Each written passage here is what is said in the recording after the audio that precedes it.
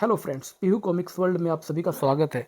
आज हम राज कॉमिक्स में नागराज सीरीज का अगला भाग पढ़ेंगे, जिसका नाम है नागराज और सम्राट थोड़ांगा, और जिसके लेखक है संजय गुप्ता।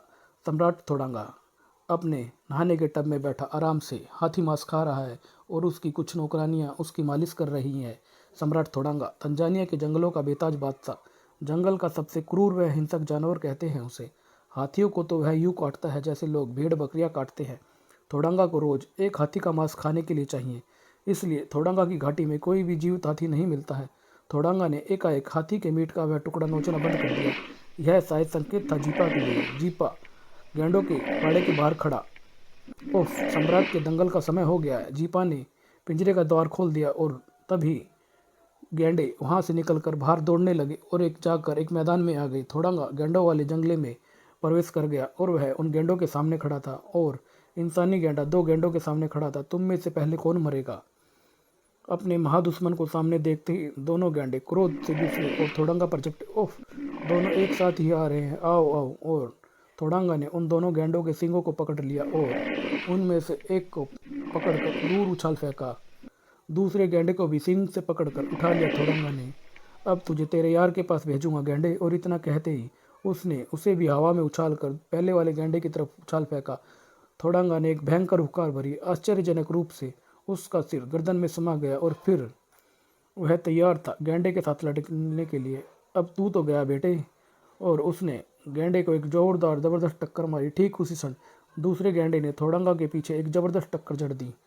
पट से थोड़ांगा का सिर बाहर निकला। थोड़ांगा से मजाक करता है, तू पहला और आखिरी गैंडा है जिसने थोड़ांगा का परवार किया। और बेड़े के बाहर खड़े उसके दास चिल्ला रहे थे, सम्राट थोड़ांगा, सम्राट थोड़ांगा। भयानक रूप से गैंडा थोड़ांगा पर झपटा। उतनी ही तेजी से टकराए थोड़ांगा के सिंग गैंडे के सिंगों से। इस टक्कर से मैं धरती को पाताल में भेज सकता हूँ बेटे। भेद हिंसक हो चुके थोड़ांगा ने अधमरे गैंडे के सिंग को पकड़कर जबरदस्त तरीके से उखाड़ फेंका और गैंडा वहीं गिर पड़ा। गैंडे के मरते ही जीपा ने बाड़े में प्रवेश किया। मुबारक हो सम्राट थोड़ांगा, इन दोनों की लाशों को ठिकाने लगा दो जीपा। थोड़ांगा वापस अपने टब में आकर फैल गया। मेरा मकसद अभी अधूरा है। काबू का खजाना चाहिए मुझे, और खजाना जब तक मुझे हासिल नहीं हो सकता जब तक गुरु एलिफेंटा अपने मकसद में कामयाब नहीं हो जाते हैं। काबुकी के खजाने के विषय में जानने के लिए पढ़े नागराज और काबुकी का खजाना। और तभी सम्राट थोड़ांगा दूर से उसका सेवक चिल्लाता हुआ आता है, गुटारा गुटारा मर गया सम्राट थोड़ांगा। वह सम्राट थोड़ांगा को गुटारा के मरने की खबर देता है। इस गुटारा को कैसे और किसने मारा है, यह सब जानने के लिए पढ़े इसका पहला भाग, नागराज और काबुकी का खजाना। गुटारा मारा गया? क्या बक रहा है रामजादे? कैसे मर गया गुटारा? वह गुड़गुड़ाने लगता से सम्राट, वह नागमानव नागराज, उसने गुटारा की शिकार को छुड़वा दिया, गुटारा को काटा। गुटारा मोम की तरह पिघल गया। इतना सुनते ही सम्राट थोड़ांगा ने उस सेवक को गर्दन से पकड़कर दूर उछल फेंका। वेल की तरह उछलकर वह टब से बाहर निकल आया। जीपा, तू कहता था कि तूने उस नागमानव नागराज को थोड़े से मार डाला। वह गुटारा की घाटी कैसे पहुंच गया? मैंने उसे मार डाला था सम्राट थोड़ांगा। मेरे हथौड़े की एक चोटी उसके लिए काफ़ी थी। नहीं जीपा, नागराज के लिए तेरी एक चोट काफ़ी नहीं थी, वरना वो उस फॉरेस्ट ऑफिसर डैनियल को बचाने कैसे पहुंच जाता। उफ, तेरी एक गलती से गुटारा मौत के मुंह में समा गया। मुझे क्षमा करे सम्राट थोड़ांगा, मैंने नागराज की शक्ति को कम आंका था। उफ, लेकिन नागराज को गुटारा घाटी तक पहुंचाने में जरूर किसी जंगली कबीले ने मदद की होगी। सम्राट थोड़ांगा, मैंने मकालू के सरदार ओसाका को गुटारू की घाटी के निकट देखा था। मकालू सरदार ओसाका, मकालू जाओ, अपने हथौड़े को मकालू के बच्चे बच्चे से खून से नहला दो, जाओ जीपा। ओ ठीक उसी पल, सम्राट तुम, गैंडा कहाँ है? सम्राट थोड़ांगा, हमने गैंडे को लगभग पकड़ लिया था, लेकिन तभी उस नागमानव ने, सम्राट, उसके अंदर से सांप छूटते हैं, उसने हमें मार पीट कर हमसे गैंडे को बचा लिया। नागराज, मैं तुझे कच्चा छुपा जाऊंगा। क्रूर थोड़ांगा ने उन जंगलियों को गैंडों के पाँव तले कुचलवा दिया। और फिर जीपा, श्री नाम की उस वह सुंदरी कहाँ है? उस फॉरेस्ट ऑफिसर की बीवी है ना वो? सम्राट थोड़ांगा, उसे गुफा में कैद किया है मैंने। और फिर चल पड़ा जीपा मौत के तांडव मचाने मकालू की ओर। उधर नागराज डैनियल के साथ गुटारा की घाटी से बाहर निकला। नागराज यहाँ के जंगली कबीलों का बच्चा बच्चा थोड़ांगा की घाटी का पता जानता है। अब हमें थोड़ांगा की घाटी पहुँचना है, लेकिन थोड़ांगा के भय से कोई अपनी जुबान नहीं खोलेगा। मकालू का सरदार ओसोका जरूर हमारी मदद करेगा। ठीक उसी क्षण मकालू कबीले पर तबाही के दस्तक दे रही थी, और उस कबीले के लोग जीपा को देखते ही हैरान रह जाते हैं। कहते हैं जीपा का हथौड़ा जब उठता है तो तबाही आ जाती है, लाशों के ढेर लग जाते हैं। सम्राट थोड़ंगा से हरामी, आज के बाद कोई ये दुस्साहस नहीं करेगा। और जीपा कबीले वालों पर टूट पड़ता है और लाशों के ढेर भी लगा देता है। शीघ्र ही आतंकित बचे कुचे कबीले के लोग जीपा के पैरों पर आ गिरे। बस जीपा बस, और कहर मत बरसाओ, रोक लो अपना हाथ, प्राणों की भीख दे दो हमें। तभी वहाँ पर कबीले का सरदार आता है। नहीं, जालिम के सामने अपना सर मत झुकाओ, कट जाने दो ये सर। ओह अशोका, जीपा कभी भीख भी नहीं देता हरामजादे। और वह उसकी गर्दन पकड़ लेता है। और अब हथौड़े के एक ही वार में मैं तुम सबको हमेशा के लिए जीपा के आतंक से मुक्त करा दूंगा। और तुम्हारी लाशें सम्राट थोड़ंगा से पहले नमक हरामी करने वाले दूसरे कबीलों के लिए सबक होंगे। और जीपा एक भयंकर हंसी हंसने लगता है। एक साथ कई चीखें चीख उठती है क्योंकि जीपा का हथौड़ा घूमता है। हा हा हा, क्यों अशोका, कैसा लगा दृश्य? कमीने जीपा, नागराज को पता लगेगा तो वह तुझे तड़पने का भी मौका नहीं देगा, मगर मैं तुझे तड़पने का पूरा मौका दूंगा अशोका।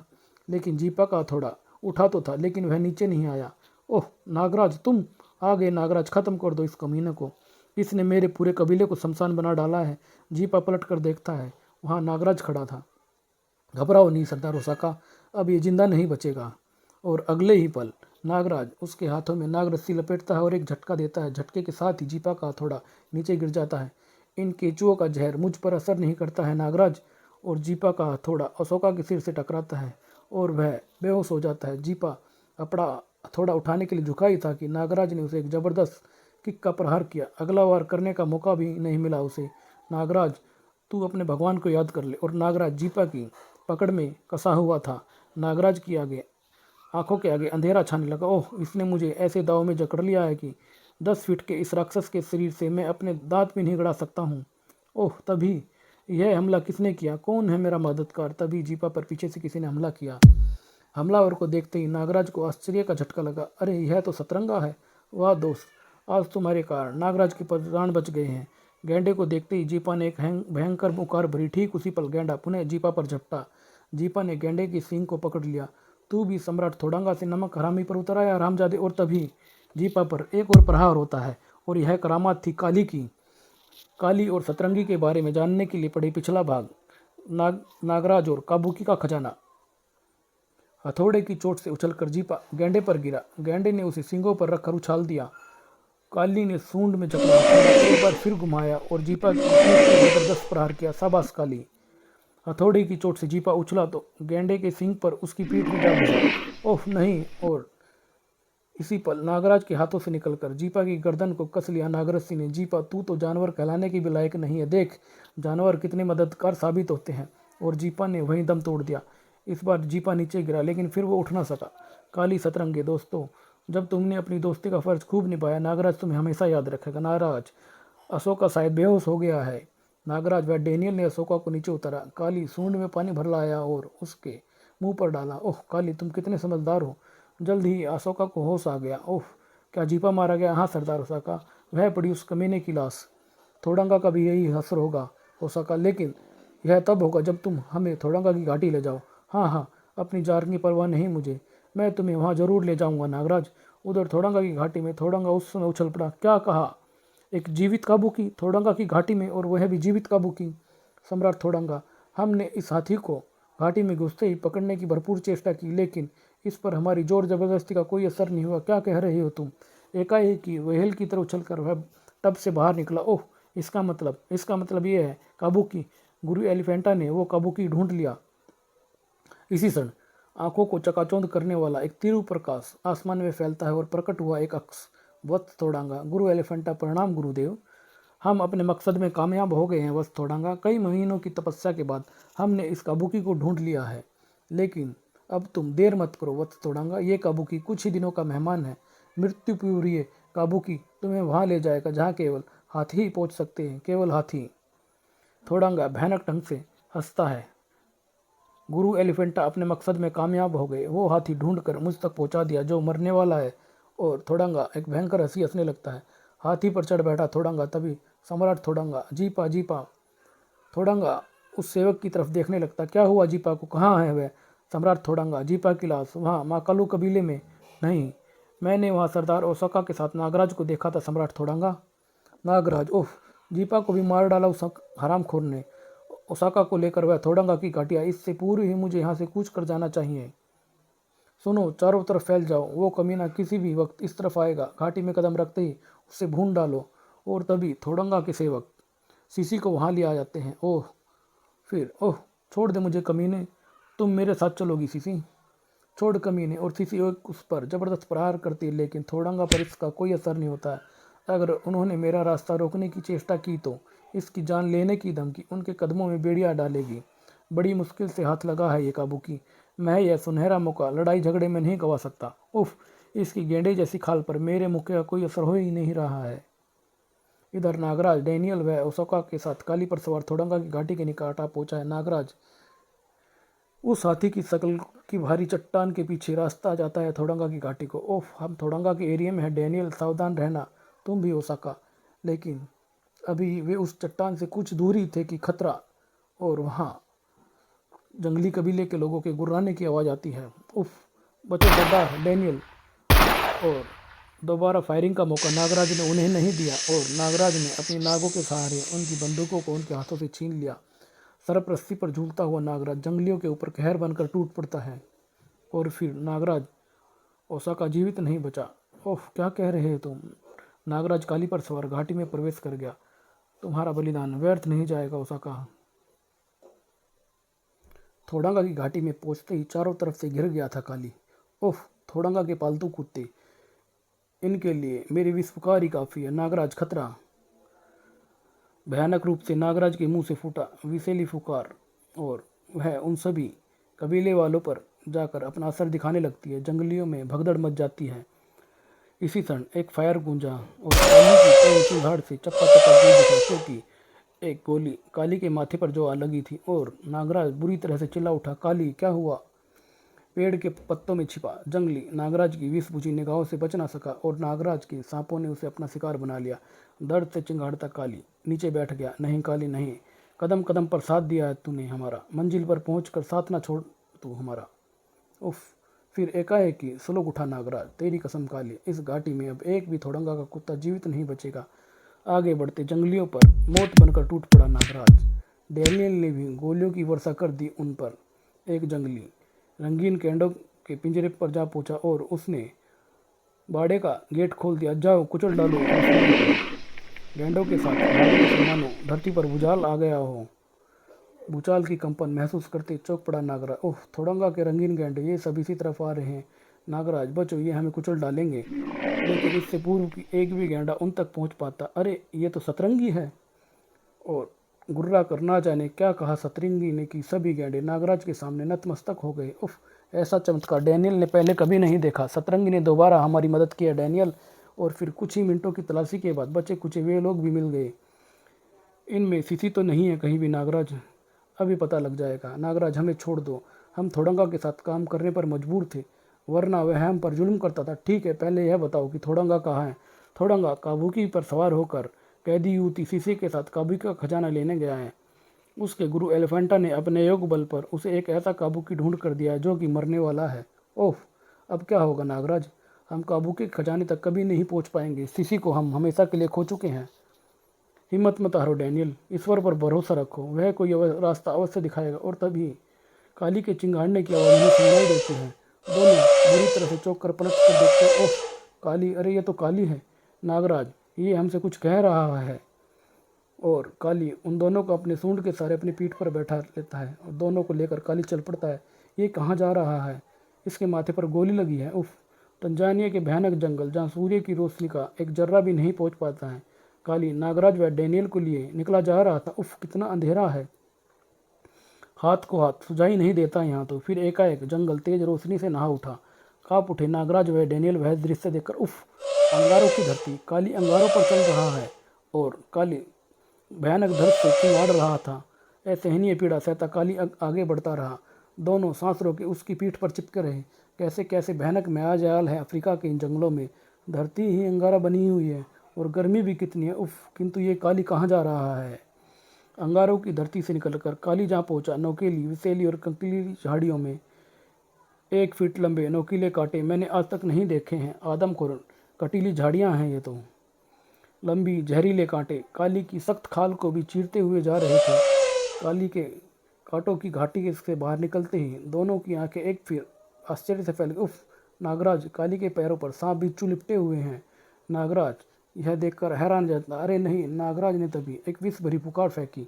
इन जहरीले सांप बिच्छुओं को काली से अलग करना होगा, अन्यथा ये ऊपर चढ़कर डैनियल को डसने लगेंगे। और अब काली बढ़ रहा था उस नोकीली चट्टान की ओर। आगे तो कोई घाटी लग रही है नागराज, मुझे तो इसमें कोई रहस्य लग रहा है। काली इस प्रकार इतने खतरनाक रास्तों से होकर काली को गोली लगी है। काली नहीं, उस कुछ सोचते सोचते नागराज के रोंगटे खड़े हो गए, क्योंकि नागराज को पता था काबुकी की घाटी में सिर्फ वही हाथी जा सकता है जो मरने वाला हो। और नागराज समझ गया था कि अब काली का भी अंत नज़दीक है। उधर थोडंगा का काबुकी सब बाधाओं को पार कर कर जहाँ पहुँचा था। ओह! काबुकी का खजाना! सीसी भी यह देखकर हैरान रह जाती है। काबुकी का खजाना, क्योंकि वहाँ चारों तरफ हाथी दांत ही हाथी दांत और हाथी की हड्डियाँ ही बिखरी पड़ी थी। एकाएक काबुकी लड़खड़ा कर बैठ गया और अरे! इसने तो दम तोड़ दिया है। कितना विशाल हाथी दांतों का भंडार है, अरबों खरबों का खजाना है। हा हा! मैंने पा लिया काबुकी का खजाना। थोडंगा, ये खजाना सरकार की अमानत है। देश की उन्नति व सेलेसिस गेम रिजर्व के जानवरों की सुरक्षा के लिए इसका प्रयोग होगा। सीसी उसे बोलती है।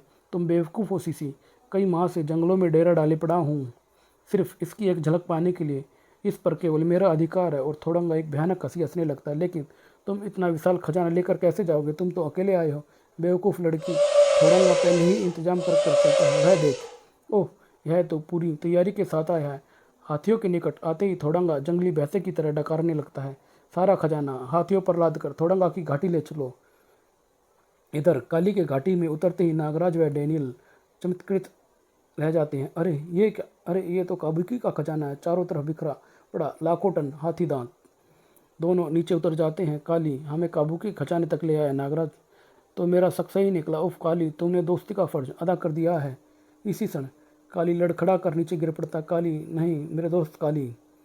दोनों के देखते देखते काली ने प्राण त्याग दिए। उफ! डैनियल काली के मस्त पर लगी गोली इसे काबुकी खजाने की ओर ले आई, जहां आकर इसने अपने प्राण त्याग दिए। लेकिन मरते मरते भी यह एक नेक काम कर गया है। तभी घाटी हाथियों की चिंगाड़ से गूंज उठी। हाथियों की चिंगाड़ आवाज़ें नागराज, निकट ही कहीं से ये आ रही है। लेकिन यहाँ तो केवल वही हाथी आते हैं जो मरने वाले होते हैं। कुछ गड़बड़ लगती है। डैनियल, आओ मेरे साथ। कुछ दूर आगे बढ़ते ही, जल्दी करो जल्दी करो। अरे वो देखो थोडंगा और सीसी। ओह! तो ये हमसे पहले ही यहाँ पहुँचा है। सभी हाथी उस मृत काबुकी के पीछे पीछे यहाँ पहुँचे हैं, अन्यथा यहाँ वे हाथी नहीं पहुँच सकते जिनकी अभी उम्र बची हो। थोडंगा का काफिला तैयार हो गया था। तभी सीसी एक हाथी दांत को उठाती है। थोडंगा, कमीने हत्यारे, मैं तुझे नहीं छोड़ूंगी। और वह थोडंगा पर पीठ पर वार करती है। उफ! यह क्या? लेकिन सीसी का वार बेकार जाता है। तो यह तुम्हारी हरकत है। मुझे तुम्हारी यह हरकत भी पसंद आई सीसी, क्योंकि अब तुम्हें इन्हीं हाथी दांतों और हड्डियों के बीच रहना है। मैं तुम्हें यहीं छोड़कर जा रहा हूँ सीसी। ठीक उसी पल अपने अपने हाथी पर चढ़े जंगलियों में भगदड़ मच जाती है, क्योंकि चारों तरफ सांप ही सांप थे। बचाओ सम्राट बचाओ! सांप ही सांप! ये सांप कहाँ से आ रहे हैं? सीसी सांप देखकर हैरान रह जाती है। वह दृश्य देखकर तो उछल पड़ा था थोडंगा। ओह! सांप यहाँ भी! अगले ही पल सीसी पागलों की तरह ठहाठा लगाकर हंस पड़ी। हा हा हा! कुत्ते थोडंगा, ये सांप नागराज के है। वह आ पहुँचा है हत्यारे। तूने मेरी डैनियल को मरवा डाला। नागराज तेरी कब्र यहीं बनाएगा। और सीसी हंसने लगती है। क्यों थोडंगा, अभी तो सैकड़ों टन खजाना पड़ा है यहाँ, इसे यहीं छोड़कर जाओगे क्या तुम? ओह! तुम यहाँ भी आ पहुँचे। थोडंगा खूनी स्वर में गुर्रा उठा। नागराज, बहुत दिनों से तेरी तमन्ना थी मुझे। आज तुझे ख़त्म करके अपने सारे नुकसान की क्षतिपूर्ति कर लूँगा मैं। लेकिन इससे पहले मैं तुम्हारी इस चेती को ख़त्म करूँगा। और तभी थोडंगा की गर्दन अंदर घुस जाती है और वह एक वार के लिए तैयार होता है। लेकिन इससे पहले कि थोडंगा की टक्कर सीसी के परखचे उड़ा देती, डैनियल वहाँ आकर सीसी को बचा लेता है और थोडंगा जाकर एक चट्टान से भिड़ जाता है। उफ डैनियल, तुम जीवित हो डैनियल? हाँ सीसी, नागराज ने यह उपकार किया है मुझ पर। नागराज ने हाथी के मस्तिष्क पर अंकुश के प्रहार करके उसे उत्तेजित किया। परिणाम स्वरूप अब तेरा अंतिम समय आ गया है थोडंगा। गिर पड़े थोडंगा के सीने पर पांव रख दिया उस हाथी ने और अपना पूरा वजन उस पर डालने लगता है। थोडंगा की ताकत देखना चाहता है मूर्ख तू?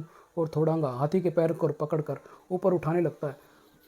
थोडंगा ने थोड़ी देर में ही पांव मेटकर हाथी को उठा लिया। देख ले थोडंगा की ताकत। तुम्हारे जैसे 10 के लिए भी थोडंगा अकेला ही काफ़ी है। और कुछ देर में थोडंगा ने हाथी को हवा में उछाल दिया और नागराज भी उसके साथ ही दूर जा गिरा। नागराज, अब तेरी बारी है। उठते हुए नागराज पर चीते की तरह टूट पड़ा थोड़ंगा। बचा मेरा वार। भयंकर हुकार भरते ही थोड़ंगा का सिर कछुए की तरह गर्दन में समा जाता है। थोड़ंगा गेंडे की तरह कंधे झुकाए नागराज पर झपटा। ओफ, इसका सिर तो अंदर घुस गया है। मुझे इसके इस भयानक वार से बचना होगा। ऐन समय पर नागराज नागरस्सी पर झूल जाता है और थोड़ंगा जा टकराता है हाथी से, और टकराते ही हाथी पर लदे हाथी दांत का खजाना थोड़ंगा पर आ गिरता है। इधर डैनियल बच्चे की जमीन पर अपनी बंदूकों का निशाना बना रहा था। तुम सबकी कब्र यहीं बनेगी। सिसी भी पीछे नहीं थी। वो भी हाथी दांत के जरिए उन कुत्तों पर टूट पड़ी। आओ कुत्तों, मैं तुम्हें जान से मार डालूंगी।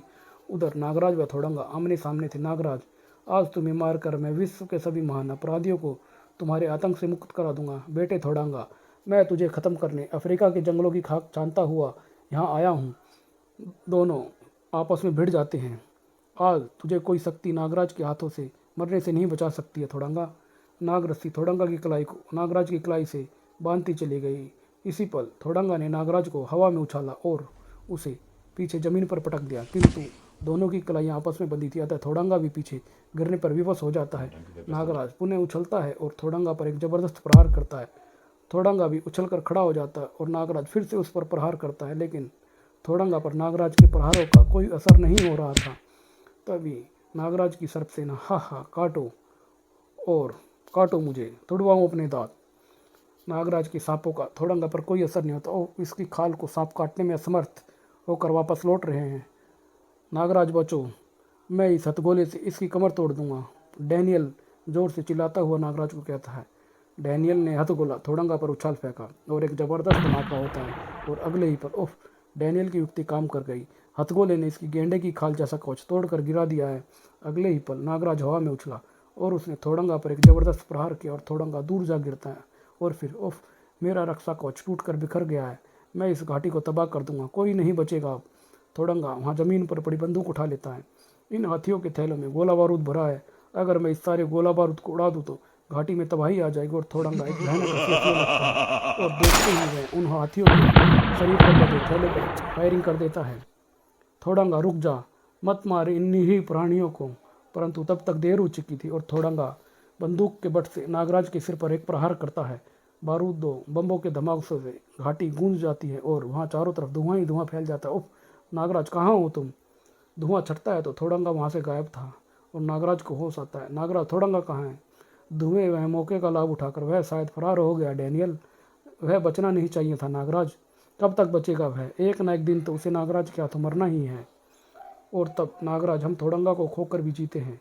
यह देखो काबुकी का खजाना। हाँ, लेकिन अभी एक समस्या है, हम इसे यहाँ से लेकर कैसे जाएंगे? अब यह कार्य भी तुम मुझ पर छोड़ दो।